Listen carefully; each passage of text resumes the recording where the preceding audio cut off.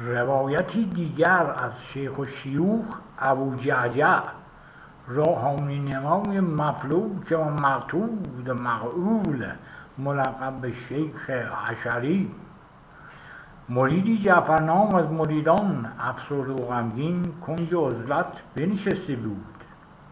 شیخ که وی این گونه بدید دست نوازشی بر سرش کشید و گفت: چه شده است فرزندم؟ مرید، همون جعفر، ناله‌ای زد و فغان اش را جاری ساخت. پس پایین برآورد که ای مولای من، چندیست دچار یأس فلسفی گردیدم، اسباب کشف پدر واقعی خویش. آخر من چگونه دی ان ای مرحوم پدرم رو بگیرم و بدانم که آیا وی پدر واقعی من بیده یا نبیده؟ چگونه بفهمم که پدرم چه کسی بیده؟ شیخ دست را از حالت نوازش خارج نمود و آنگاه پس کردنی جانانی بر مرد نواخت و فریاد زد: پاشو جمع کن کونت مردی که خشتک تو جمع کن.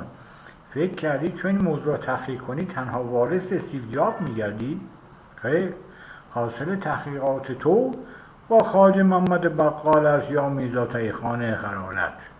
پس رها کنی افکار شوم را و تا دیر نشده برخیز و به منزل شو و جهت دیش ماهوارت را تغییر بده و خود و خانوادت را شر فارسیوان برهان، ورنه چندی دیگر باید برای پدر بودن واقعی خودت نیز متوسل به دی ان ای گردی.